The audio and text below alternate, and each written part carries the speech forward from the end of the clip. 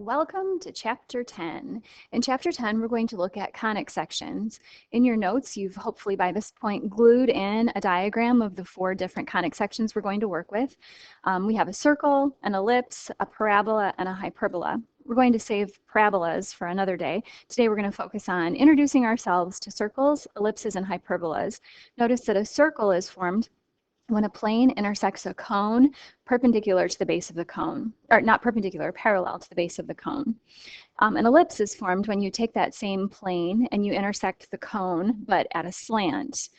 And a parabola happens when one of the edges of your plane is on the base of the circular base of the cone, and then a hyperbola happens when you take a plane and you put that plane through 2 cones and make it perpendicular to the base of one of the cones.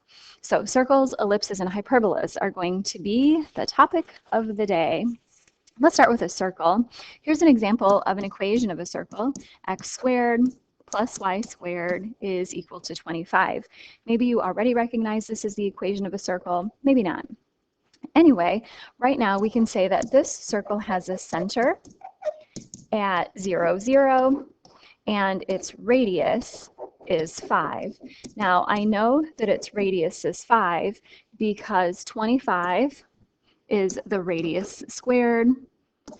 25 is 5 squared, making my radius equal to 5. So that's how I know that for sure. I can make a quick sketch of this circle. I'm going to go from the center. I'm going to go 5 to the right, 5 to the left, 5 up, and 5 down, and then just try and make a circle as circular as you can possibly do it.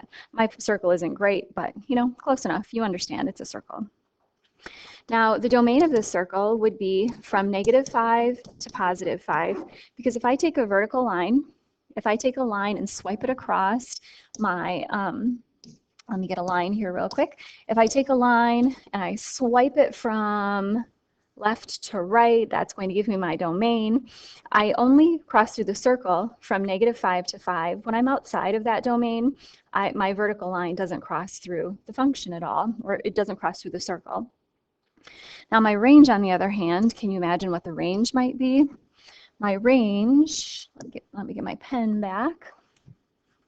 My range is also going to be from -5 to 5, and I'm using closed brackets because I do include the endpoints 5 and -5. I don't know if I can turn this. I can. Okay, so now I'm checking for the range as I go from the bottom up. Everywhere from -5 to +5, I cross through the circle. That makes my range -5 to 5. I think I'm done with this, so I will delete that. Something else I can say about this circle is that there are some lines of symmetry.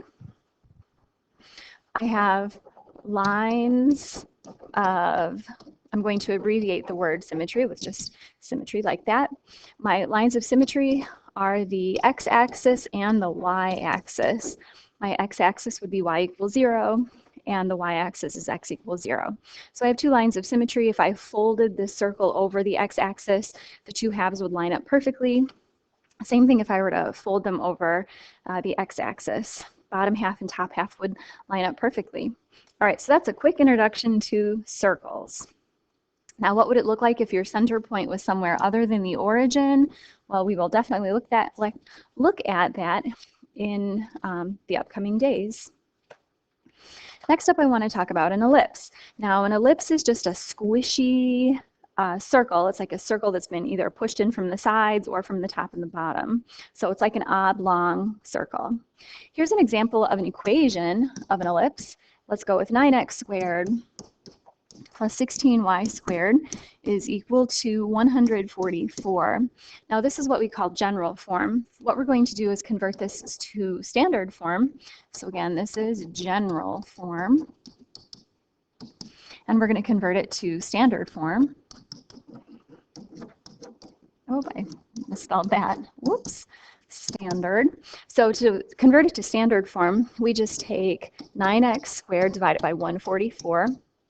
We take 16y squared, we'll divide that by 144, and then 144 divided by 144. So as you can see, what we're trying to do here is we are trying to get the whole thing equal to 1. Now on my calculator, I'm going to kind of think of this as 144 divided by 9. So 9 over 144 is the same as 1 over 16. Or in other words, I can just reduce the fraction. So x squared over 16, and then this is going to be y squared over 9, because 16 over 144 reduces down to 1/9. Okay, so now that we've done this, this tells us some really good information. The information that I know for sure is that my center will be at the origin again. I'm going to have an x distance. Just write this down and I'll show you what that means in a minute. An x distance of plus or minus 4, y distance of plus or minus 3. And if you're thinking like, what does that mean? Just go wait for it. Trust the process. Okay, so where did the 4 come from? 4 is the square root of 16. And then if you're wondering where the 3 came from, 3 is the square root of 9. Plus or minus 3 is the square root of 9. Okay, so that's what I need to know in order to graph this.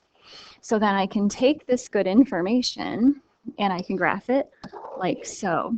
I'm going to go from the center 4 units to the right and 4 units to the left. Put points right there and right there. That's my x distance.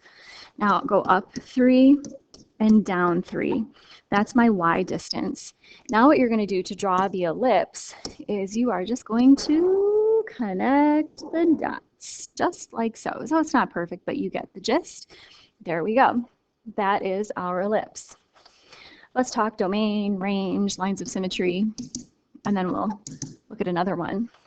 My domain will be from -4 to 4. Think about swiping a vertical line from left to right. My range will be from -3 to +3. Think about swiping a horizontal line from bottom to top. And then my lines of symmetry are the x and the y axis. I'm going to write this as, let's see, how can I write this better? X and y axes. If you were to fold this over the y axis, the two halves would line up perfectly. Same thing if you were to fold them over the x axis. All right, I'm going to give you another ellipse in general form. Let's take a look at the ellipse. 4x squared plus y squared is equal to 64. I want you to pause the video and see if you can convert it to standard form. Can you convert it to standard form? Can you identify the center? Can you find the center, the x distance, and the y distance? And then can you begin to make a rough sketch? Give yourself a couple minutes to try that. All right, how did you do? Did you divide everything by 64? Did you simplify 4 64ths down to 1 over 16? The center's at the origin, 0, 0. My x distance is plus or minus 4. I'm thinking square root 16 right there. My y distance is going to be 8. I'm thinking square root of 64 for this number right here. So then when I go to make a sketch, when I go to make my sketch, I'm going to go to the right 4, I'm going to go to the left 4, I'm going to go up 8, I'm going to go down 8, and then I'm just going to kind of connect. Ooh, that was scratchy. Youch. Connect like that. All right, so that's an example of an ellipse. Do you see how it's kind of a squashed in circle? All right, last topic before we call it a day is a hyperbola. So let me give you an equation of a hyperbola. X squared minus y squared is equal to 9. This probably seems a whole lot like a circle to you, but the only difference is the negative sign, the minus sign. With a hyperbola, you will always have a negative square. You'll always have something minus something. And then that minus is going to tell you how to open up your hyperbola. All right, so what we know for sure is that we have a center at 0, 0. And then we have a radius of 3. And then to go ahead and make this graph, I'm going to go from the center to the right 3, to the left 3, up 3, and down 3. Now, instead of, let me get a different color here. So instead of making a circle like this, what we're going to do is we're going to take the fact that this business is negative, and we are going to slice it open along that y-axis. So this is our the graph of the hyperbola. Now, I don't really like the way I just explained that. So what I'm trying to say is that whatever is positive, that's the axis on which you are going to open. So I'm going to be opening on the x-axis to the right and to the left. Let's take a look at another example. Negative 8x squared plus 32 y squared minus 128 is equal to 0. So if you're anything like me, you're probably thinking, like, we went from 0 to 100 in about 4 seconds. We're getting a little carried away right now, aren't we? Again, this is an equation in general form, and we need to convert this to something in standard form. And so what we're going to do is we're going to take negative 8x squared plus 32y squared. We're going to move the 128 over, and then we're going to divide everything by 128. Divide by 128. All right, we can rewrite this as negative x squared over 16 plus y squared over 4 is equal to 1. So I just reduced the fractions. All I did was reduce the fraction negative 1 or negative 8 over 128. That simplifies down to 1 over 16. And 32 over 128 simplifies down to 1 over 4. And I'll give you some hints for how to do that in class next time. Okay, so this is what we know for sure then. So what do we know for sure? We know that we have a center at the origin. We know that we have an x distance of plus or minus 4.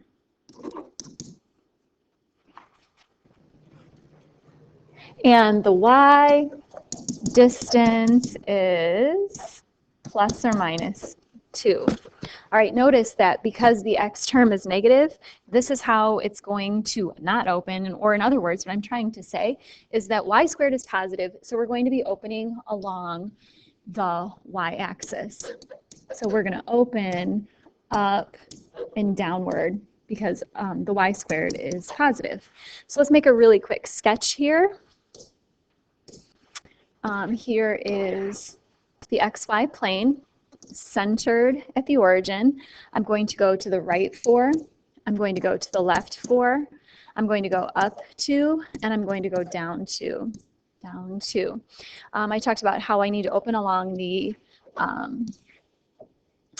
y-axis. So these are where my two parabolas live, opening upward and downward. And that's pretty much all I need to say about that. Now, before we sign off, let's go back up here to our first hyperbola. And I do want to list the domain and the range. So what would be the domain and the range of this parabola? Well, as I go from left to right, I have a curve that goes from negative infinity to negative 3.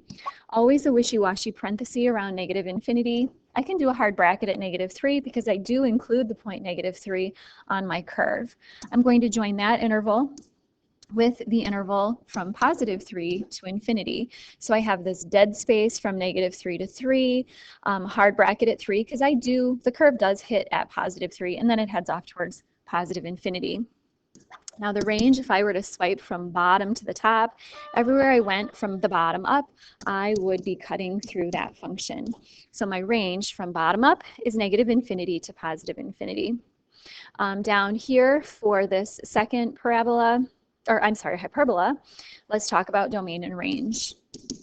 So for the domain, everywhere I go from left to right, if I swiped a vertical line from left to right, I would cross through the function or the curves everywhere from negative infinity to positive infinity. Now my range, on the other hand, I'm going to have curves as I move, or I'm going to cross through the curves from the bottom up, from negative infinity to negative 2, hard bracket at negative 2, and join that interval with from positive 2 to infinity. So can you kind of imagine swiping a horizontal line from the bottom up? Where will you be crossing through curve? From negative infinity to negative 2. We have dead space again from negative 2 to positive 2, and then you'll cut through the curve from 2 to positive infinity. All right, I think that's all I have to say about that. It was kind of a long video, but thank you for sticking with me. This is going good. See you tomorrow.